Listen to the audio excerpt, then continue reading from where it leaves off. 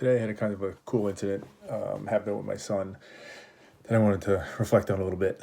So, context was snowed here a lot today, so we were playing outside in the snow and built like a big kind of snow castle, snow wall, whatever, with a bunch of big snowballs. He was calling them like snow boulders, and so we did that. And we were back inside, kind of warming up, just hanging out, and I heard my son banging on the window in his bedroom.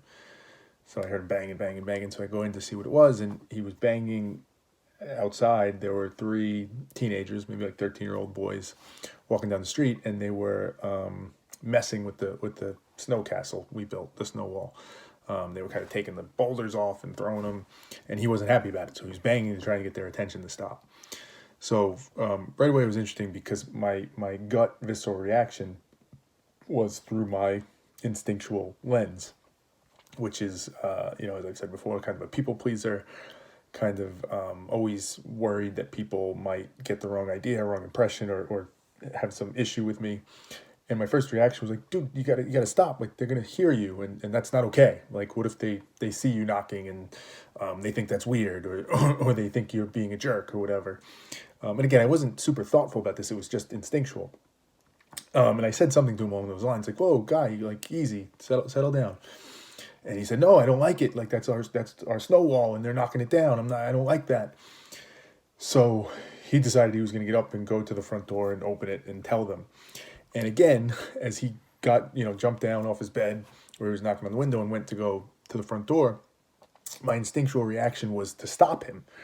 And if I'm being super honest with myself, it wasn't, to protect him or because I was worried about him. It was just, I was I was viewing it through my lens, and you can't go do that. You can't go open the door and yell at them. Like, that's awkward and that's weird and that's uncomfortable. And they might interpret it a certain way. You might come off the wrong way. Like, you can't do that. But I stopped myself. I stopped myself in that moment, which I was kind of proud of because it speaks to the benefit of being thoughtful and reflective and constantly kind of questioning, right? I've said this before. I often get feedback or criticism from people that's like, do you ever not think like this? Do you ever not just question everything? And there's some validity to that, right? There's inefficiency to questioning everything, but I like to think I try and focus in on important stuff. But to me, this is why. Moments like this, I was able to catch myself in that moment to turn off my instinct, turn off my subconscious potentially, and recognize, like, hey, that might not be the right way. Just because that's instinctual to me, just because it feels like the right thing to me, maybe I'm wrong. Maybe I don't have that right. I can entertain the possibility of that now. So I let him go. I let him do it. And just to speak to how uncomfortable it made me, he went to the front door. I actually stood in the hallway where I wasn't visible. Again, not proud of that, but I'm just being honest because of that awkwardness, that fear of uncomfortable, the discomfort, the confrontation. And my thought was like, these kids are just being kids. Like, they don't mean it. Like, are they being kind of jerks? Sure, but they're not being horrible people. They're not doing it to be malicious. They weren't vandalizing or anything like that. So it just, now at the same time, they were destroying something that he cared about. So he wasn't wrong either. But that's the mentality I typically have. I'm willing to sacrifice that. That's a people pleaser. I'm going to sacrifice something I care about to make sure you don't think less of me, to make sure you're okay and you don't get put in an awkward position. And sometimes that's good, but sometimes it's bad. And that's what I kind of recognized in that moment as I was hiding behind the wall.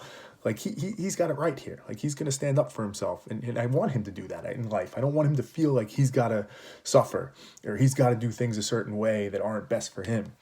But interesting, so he got to the door and I heard him open it, and he stood there for about 5 or 6 seconds, and he didn't say anything or do anything yet. And I wasn't sure. I was like, maybe he's going to chicken out. Maybe he's going to, back down from this. But he didn't. He opened the door and he said to the kids, almost verbatim, "Excuse me, can you please stop knocking down my ice wall? I built that today with my dad," or something along those lines. "Can you please stop?" And I remember thinking as he said it, like, fucking A, man, good for you that you just did that. Like, I would have never done that. B, you did it the right way. Like, you didn't go out there like a maniac and be rude or mean. You didn't say it in a way in which they can kind of just roll over you. You were stern, but you were polite. You were respectful. You were thoughtful, but you got your point across. And they stopped, and they were like, I think they were somewhat shocked, and they were like, okay, and they left. And I guess that's the second big thing for me. The first was the benefit of reflection, right? Allowing that moment to happen. It wouldn't have happened if I wasn't as reflective and questioning of myself as I usually am. But two, the beauty of being a parent in so many ways, like the things it teaches you in the interactions in the moments like that and the things they do because you're so, you care so much about your kid and you're thinking about it so much, but the ability to learn from it. In this case, directly from him, right? Sometimes it's context, sometimes it's circumstance, sometimes it's a mistake he makes, and I'm observing that, or I'm observing what I'm trying to teach him. But in this moment, it was directly from him. He did something that, if I'm being honest, I wish I could do all the time, and he did it in just that right way, and he did it with a level of courage and confidence. So, right, I guess it comes back in closing to the two things I always talk about, right? Drogo, logical thinking, and mental toughness. He did both of those in that moment. He thought it through. He didn't like it. He knew he needed to say something to stop it, but he wanted to be respectful and polite, but he had the courage to do it, right? These are a bunch of teenage kids. They could have thrown a snowball in his face, and they could have done a lot of things that could have hurt him, but he wanted to stand up for himself. So ultimately, just a cool moment, cool observation, and an opportunity for me to hopefully try and get better, thanks to seeing how he handled it.